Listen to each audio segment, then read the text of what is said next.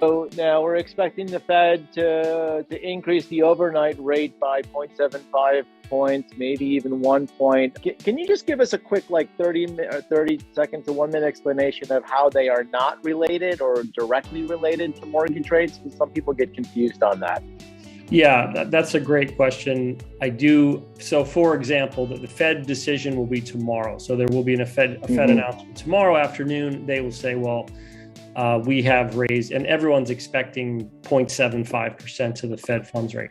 I'll occasionally get a borrower who a day before an expected move, they'll say, I want to lock today before rates go up. But what the Fed is projected to do tomorrow is already completely baked into mortgage rates. Mortgage rates are primarily based off of longer term bonds like the 10-year treasury yield.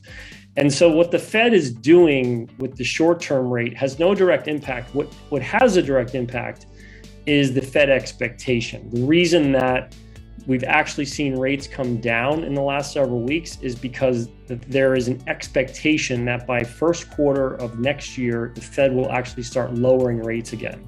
So it's all about that what they call the terminal rate. Where do they think the Fed is ultimately going to get to, and at what point are they going to start dropping again? And the market moves lightning fast. So when that sentiment comes that says, okay, we might have a recession, the Fed might start moving rates down. Really, it's the what I call the long money. It's people who are investing in those longer term bonds that are really driving where mortgage rates go. It's not what the Fed is doing tomorrow or even 2 months from now. Okay, that makes sense. And then kind of the other quick question that I have for you is the rates now, is it correct to say it's comparable to what the rates were pre-pandemic? And if you will, rates were on sale for that 18 to 24 month period because everybody didn't quite know what was going to happen, or how would you phrase it? I would say that since the financial crisis, we've been in a pretty abnormal rate environment. Okay. And you're referring back to the 2008, 2010, correct? Exactly. Correct. I can very vividly remember December 2008. So this is 3 months after Lehman crashed. And I can remember for the first time the 30-year fix getting pushed under 5%, 4.875. And we were all marveling at it. But it was a very long recession. It was a very slow recovery. If you look at the inflation numbers, there was basically no inflation for a decade. There was also very sluggish growth. So during that time, the Fed actually kept their rate at zero for about 6 years. It wasn't until 2015 that they started moving things up again.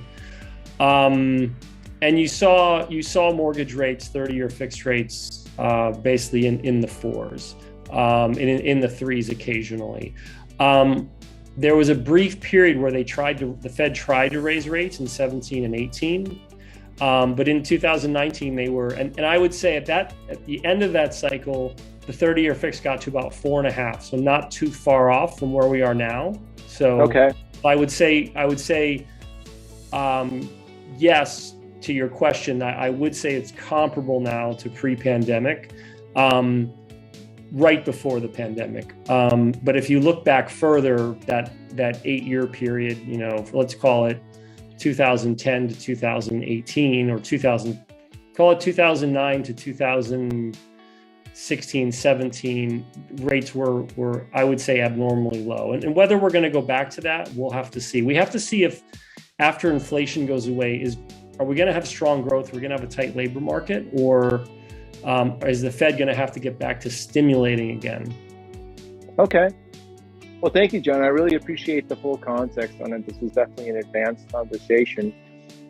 There's another buy-sell situation which arises where someone has the assets, but they don't qualify to carry two properties. So it's important, really, as you're going through the process, this is why it's important to speak to a lender to really understand what the specific needs that you have are, because not everyone's the same. Some people have the assets for the down payment on the new place. They don't need to pull that equity out, but they're not going to qualify to carry both properties. The bank's going to see too much debt. There are ways around that. So for example, getting that current residents into contract and satisfying contingencies, that now releases that from our debt to income calculation, and we can go ahead and close on that new property. So we have solutions around that. I think it's really important to just get clear on everything. People, they always say, well, get pre-approved. I think getting pre-approved is important. It doesn't go far enough though, because I think a lot of lenders look at the pre-approval process and they just sort of, they don't tell the client what they don't know. In other words, you can pre-approve someone by just saying, hey, just let's put in your income, your job, your assets, pull your credit. We do an automated review of that. A computer spits out the pre-approval letter. And people think that that's the whole process, but there's really so much more involved. Something I'm using now are fully underwritten pre-approvals, where we actually get all of their documents, we send them to an underwriter, and we get a full approval. So now everything's been vetted. If you end up needing to move quickly, or if you end up in a situation where it's going non-contingent for whatever reason, you're ready to do that. Likewise, I just wanted to reiterate that point, fully underwritten pre-approval. So traditionally for pre-approval, somebody gives you your tax returns, you check the credit to verify their income, and that's a pre-approval. But fully underwritten is someone has already submitted, for example, the last 12 rent checks cashed or mortgage payment. All the paperwork has been submitted. Is that? Exactly. All the paperwork, everything's been looked at. For example, let's say that there were a lot of people in forbearances during COVID. Those actually can prevent credit challenges. We have to verify that they've been back on time with their mortgage payments for a year. Verifying on-time rent payments. When you're doing a pre-approval and you're just pulling credit, you're not seeing 12 months of rent payments. That's not on a credit report. Until you get those payments, then you see, oh, there's a 3-month period here where you didn't pay rent. What's going on? Or when you actually get the bank statements and you see money movements, you see maybe assumptions that the client was making. The client was planning to use business funds. They're planning to use crypto. These are all things that really need to be looked at. Maybe they're planning on selling hard assets, or they're planning on getting money from a source that's just completely unacceptable to the lender. A fully underwritten pre-approval is going to vet for all of those issues. Now an actual underwriter. It's basically the equivalent of getting a commitment letter without the property address.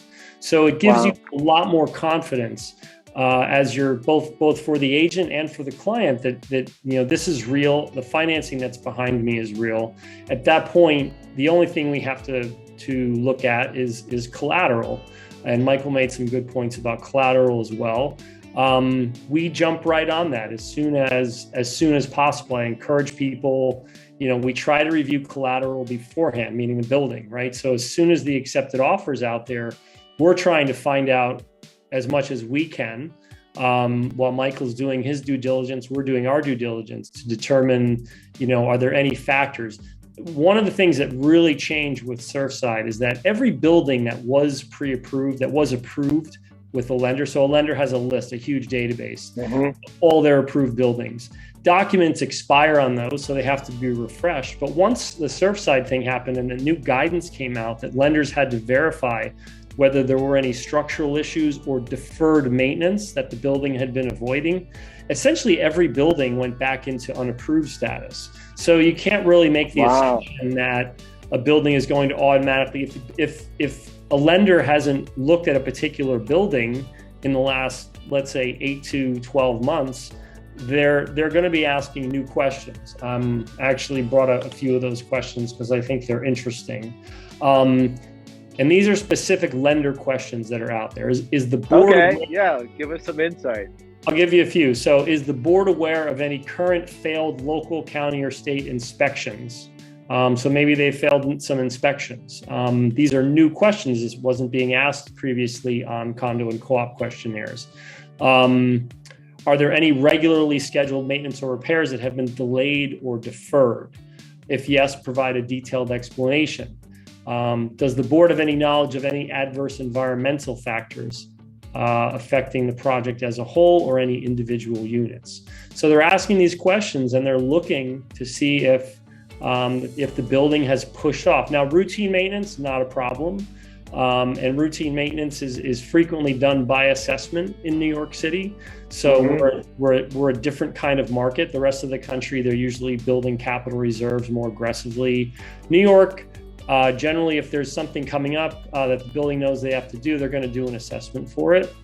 And a lot of non-local lenders don't really understand that. So you can run into trouble with a local lender when they're not really understanding how these new lending rules about deferred maintenance apply to New York City, because we operate a little bit differently here.